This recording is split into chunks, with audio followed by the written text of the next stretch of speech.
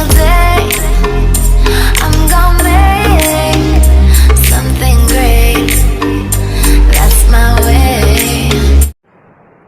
So hello everyone, कैसे हैं आप सब। आई होप आप सभी अच्छे होंगे। स्वागत है आपका आपके YouTube channel spoken English with yes में। और आज के इस वीडियो में आपको बताने वाला हूं कुछ एडवांस सेंटेंसेस के बारे में। तो चलिए स्टार्ट करते हैं आज का वीडियो। जैसा कि आज का हमारा टॉपिक है अबाउट सम एडवांस सेंटेंसेस। आज के इस वीडियो में आपको बताने वाला हूं कि कुछ एडवांस सेंटेंसेस क्या है, उनका आप कैसे अपने डेली लाइफ में यूज कर सकते हैं। तो चलिए बढ़ते हैं उन सेंटेंसेस की तरफ। पहला सेंटेंस है डोंट पफ मी अप, मतलब मुझे मत चढ़ाओ। ठीक है, कभी कभी मान लिया आप किसी पार्टी में गए, आप रेडी हुए, तो आपका दोस्त आपको कह रहा है कि यार आप तो एकदम ऋतिक रोशन की तरह लग रहे हो, आप तो ऋतिक रोशन लग रहे हो, आप कोई एक्टर लग रहे हो। तो वहां पे आप बोल सकते हो कि मुझे चढ़ाओ मत। नॉर्मली लोग बोलते हैं कि ओके ठीक है मुझे मत चढ़ाओ, तो वहां पे आप बोल सकते हैं डोंट पफ मी अप। क्या बोल सकते हैं आप? Don't puff me up. तो अगेन नेक्स्ट आपको जब कभी आपका दोस्त इस तरह से बोलता है, कुछ एडवांस कॉम्प्लीमेंट देने लगता है जो थोड़ा अनरियलिस्टिक लगे आपको, कभी कभी होते हैं कुछ ऐसे, तो आप बोल सकते हैं वहां पर डोंट पफ मी अप। क्या बोलेंगे आप? Don't puff me up. Okay, next sentence है दोज वर द डेज, मतलब वो भी क्या दिन थे।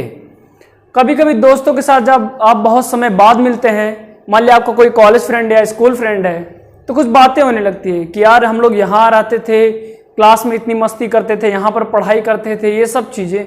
तो जो ढेर सारी मेमोरीज की बातें हम लोग करने लगते हैं इकट्ठे में, ये सब चीज़ें, तो वहाँ पे लास्ट में कभी कभी बोलते हैं हम लोग कि वो भी क्या दिन थे, ऐसे बोलते हैं। तो वहाँ पे आप क्या बोल सकते हैं? वहाँ पे आप बोल सकते हैं दोज वर द डेज, मतलब वो भी क्या दिन थे। आप बोल सकते हैं दोज वर द डेज, वो भी क्या दिन थे।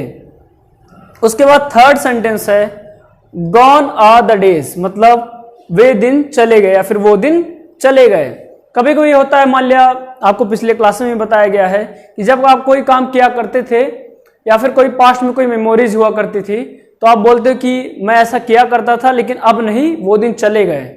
ऐसे मान लिया कोई स्मोकिंग किया करता था, तो आप बोल सकता है I used to smoke but I don't smoke nowadays, gone are the days, मतलब पहले मैं स्मोकिंग करता था, अब मैं इसको स्मोकिंग नहीं करता हूं, वे दिन चले गए। तो ऐसे आप बोल सकते हैं यहाँ पर गॉन आर द डेज। क्या बोलेंगे आप? Gone are the days. जब भी आपको बोलना हो कि वे दिन चले गए, तो आप बोलेंगे gone are the days, gone are the days, वे दिन चले गए। बढ़ते हैं नेक्स्ट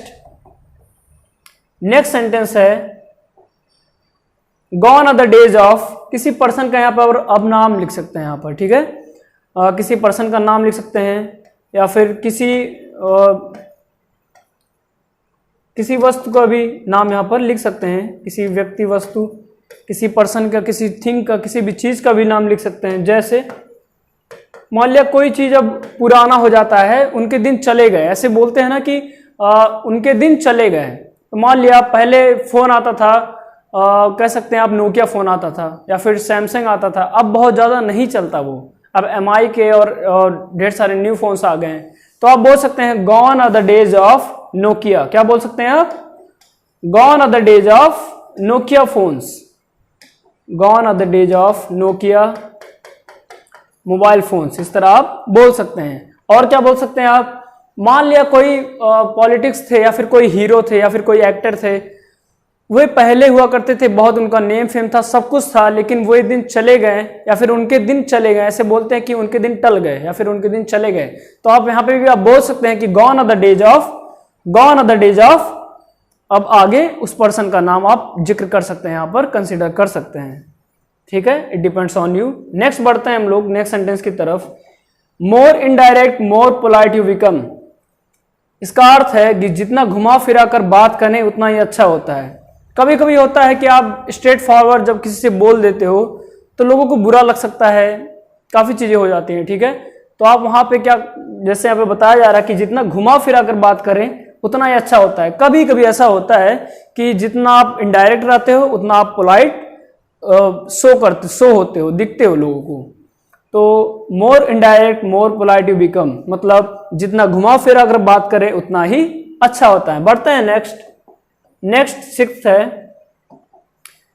अब यहाँ पे ऑप्शन है इज इन ऑर्डर, मतलब जब कोई चीज ठीक होता है, कोई मशीन कोई इलेक्ट्रिक सामान या फिर कोई भी चीज़ें, गैजेट की बात यहाँ पे हो रही है कि जब ये ठीक होता है तो वहाँ पे आप यूज़ कर सकते हैं जो भी चीज़ है समथिंग इज इन ऑर्डर, मतलब या ठीक है। इन ऑर्डर मतलब जब ठीक है तो आप बोलेंगे इन ऑर्डर।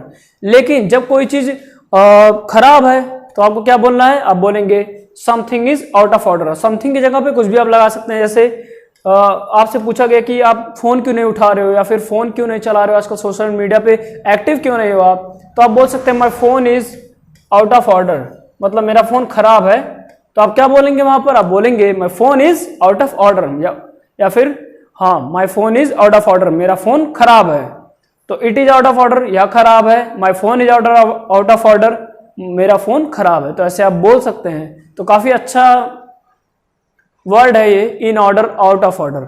इन ऑर्डर मतलब जब ठीक है, आउट ऑफ ऑर्डर मतलब जब खराब है। ऐसे आप बोल सकते हैं, काफी अच्छा सेंटेंस है। नेक्स्ट बढ़ते हैं।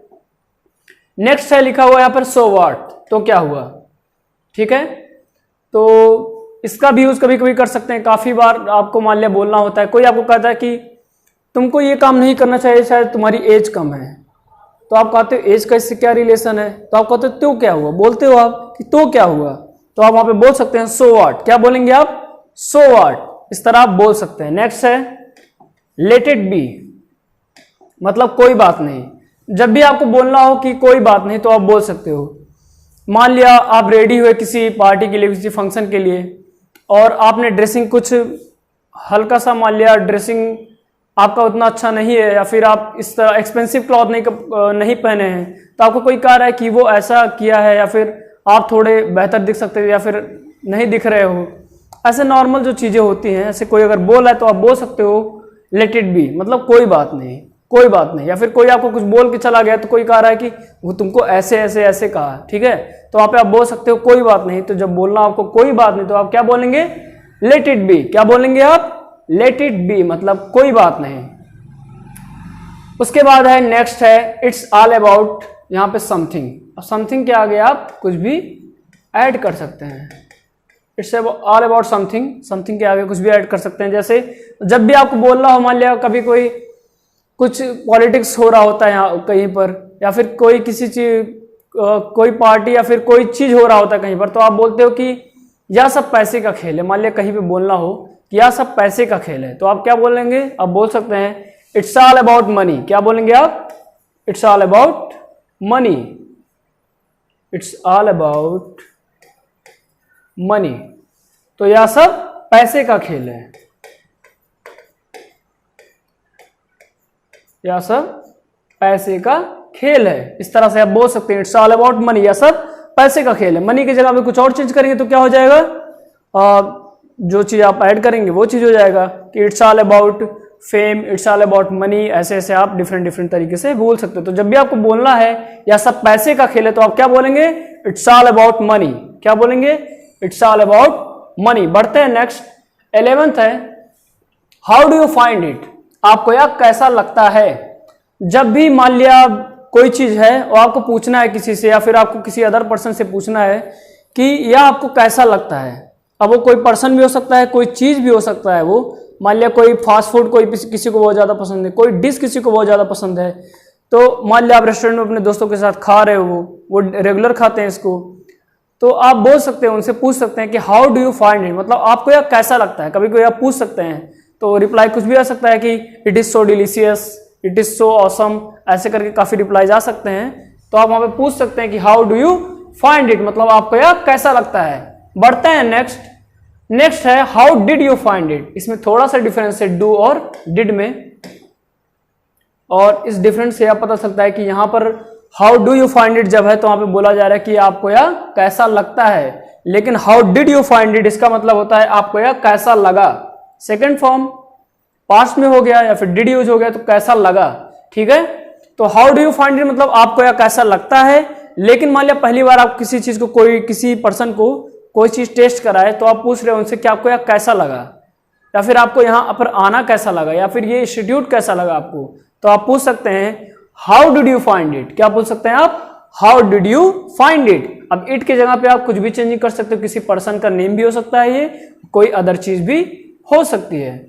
बढ़ते हैं नेक्स्ट है इट डजंट मैटर, मतलब इससे कोई फर्क नहीं पड़ता है। मान लिया कभी कोई इंसिडेंस हो जाता है लोगों के साथ कि यह चीज ऐसे हो गया, या चीज इस तरह से होना चाहिए था, तो आपको बोलना है कि इससे कोई फर्क नहीं पड़ता, इससे कोई फर्क नहीं पड़ता। तो क्या बोल सकते हैं आप? It doesn't matter. क्या बोल सकते हैं? It doesn't matter. मान लिया कोई लोग कहते हैं कि सर हम ग्रेजुएशन नहीं किए हैं, सर हम सिर्फ 12th पास हैं या फिर हम 10th पास ही हैं, हम कैसे अच्छा इंग्लिश बोल सकते हैं? तो आप बोल सकते हो कि it doesn't matter. English speaking में ये इससे कोई फर्क नहीं पड़ता। It doesn't matter in English speaking. It doesn't matter in English speaking ऐसे आप बोल सकते हैं। तो इससे कोई फर्क नहीं पड़ता, इससे कोई फर्क नहीं पड़ता। लेकिन जब आप बोलना हो कि इससे फर्क पड़ता है तो आप बोल सकते हैं इट डज मैटर, मतलब इससे फर्क पड़ता है। तो जब भी आपको बोलना है कि इससे फर्क पड़ता है तो आप क्या बोलेंगे? आप बोलेंगे इट डज मैटर। बढ़ते हैं नेक्स्ट मान लिया आपको बोलना है कि जब आप किसी से प्रभावित होते हैं, ठीक है, जब आप किसी से प्रभावित होते हैं और आपको बोलना है कि मैं इससे प्रभावित हूं, इनके या चीज से प्रभावित, या फिर इस सामान से या फिर इस व्यक्ति से प्रभावित हूं, तो आप बोल सकते हैं आई एम टच्ड बाय। अब यहाँ पे पर्सन भी हो सकता है, थिंग भी हो सकता है। तो आप यहाँ बोल सकते हैं, मान लिया किसी के अचीवमेंट से आप बहुत प्रभावित हैं, ठीक है, किसी की सफलता से, किसी की अचीवमेंट से आप बहुत प्रभावित हैं, तो I am touched by your achievement. मैं आपकी सफलता से, आपकी अचीवमेंट से प्रभावित हूं, यहाँ पे आप बोल सकते हैं। तो जब भी आप प्रभावित हैं किसी चीज से, आप बोल सकते हैं कि I am touched by this, I am touched by your this, ऐसे आप बोल सकते हैं। नेक्स्ट है हेल ब्रोक ऑन यू, तुम्हारे साथ बहुत बुरा हो। जब आपको बोलना है, मान लिया किसी ने आपके साथ बहुत बुरा किया, किसी ने किसी के साथ बहुत बुरा कर दिया होता है, तो आपको या फिर किसी पर्सन को जब बोलना होता है कि तुम्हारे साथ बहुत बुरा हो, जब बोलना होता है इस तरह से, तो आप बोल सकते हैं हेल ब्रोक ऑन यू, मतलब तुम्हारे साथ बहुत बुरा हो। इस तरह बोला जा सकता है, हालांकि बोलना ना पड़े तो बहुत अच्छी बात है। बढ़ते हैं नेक्स्ट है सेम ऑन यू, मतलब आपको शर्म आनी चाहिए। मान लिया किसी ने कुछ बैड वर्क किया जो उसको नहीं करना चाहिए था, तो वहां पे आप बोल सकते हैं कि जब आपको बोलना हो कि तुम्हें शर्म आनी चाहिए, तो आप बोल सकते हैं सेम ऑन यू। क्या बोलेंगे आप? सेम ऑन यू, आपको शर्म आनी चाहिए। नेक्स्ट है 18 है I feel for you. I feel for you, इसका मतलब होता है मैं आपकी भावनाओं को समझ सकता हूं। जब किसी के साथ कुछ बुरा हुआ होता है, जब आपको कोई अपना किसी के साथ कुछ बुरा हो गया, आपको बता रहा होता है कि मेरे साथ ऐसा हो गया, ऐसा हो गया और ऐसा नहीं होना चाहिए था, तो मान लिया जब आपको बोलना हो कि आप बोलते हो ना सहानुभूति दिखाने के लिए कि हाँ मैं समझ सकता हूँ आपकी बात और मैं महसूस कर सकता हूँ ऐसा नहीं होना चाहिए था, ऐसा जब बोलना हो आपको, तो जब आपको इस तरह से बोलना होता है कि मैं आपकी भावनाओं को समझ सकता हूँ, तो आप बोल सकते हैं आई फील फॉर यू। क्या बोल सकते हैं आप? I feel for you. तो नेक्स्ट टाइम जब ऐसा इंसिडेंस कभी हो और किसी पर्सन आपको इस तरह से बात कर रहा है, तो आप जब बोलना हो आपको कि मैं आपकी भावनाओं को समझ सकता हूं, तो आप बोलेंगे आई फील फॉर यू। क्या बोलेंगे आप? I feel for you. बढ़ते हैं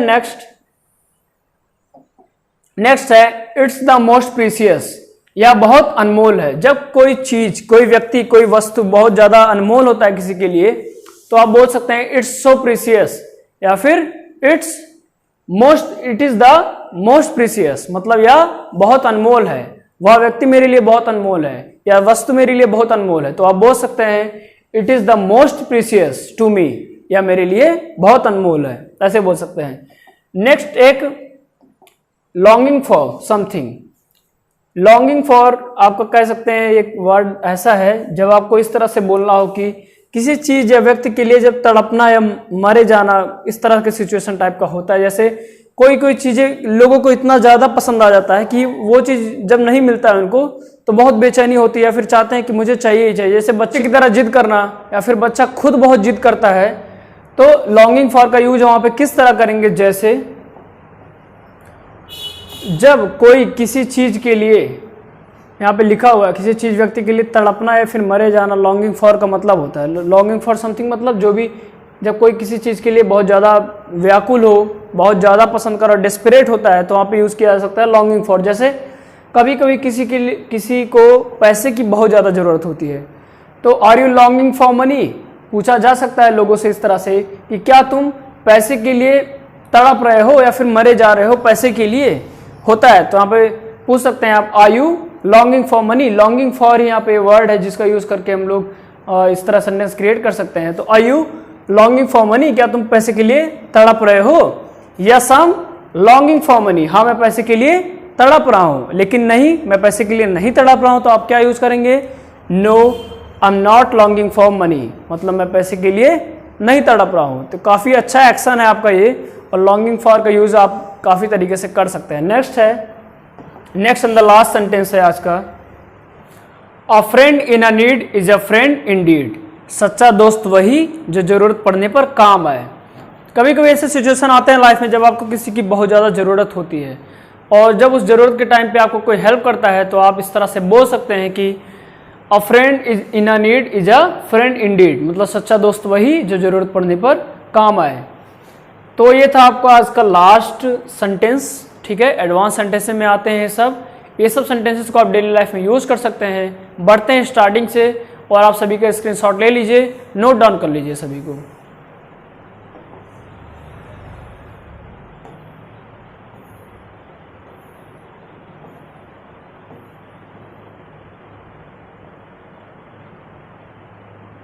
तो ये रहा आपका स्टार्टिंग से, सभी का स्क्रीनशॉट ले लीजिए, नोट्स आप प्रिपेयर कर लीजिएगा। 2 सेकंड का पॉज, उसके बाद बढ़ते हैं नेक्स्ट।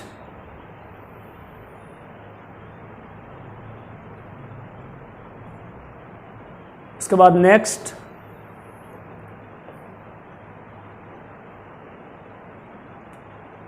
नेक्स्ट,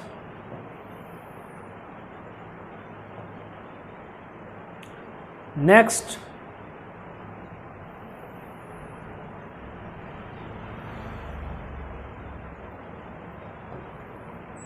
और ये था आपका last. Okay, so I hope आज का क्लास आपको समझ में आया होगा। आज की क्लास में आपको बताया गया कुछ एडवांस सेंटेंसेस के बारे में जिसको आप अपने डेली लाइफ में यूज कर सकते हैं। ऐसे ही चैनल के साथ बने रहिए, सीखते रहिए। Till then keep reading, keep writing, keep listening and keep speaking English. Every single day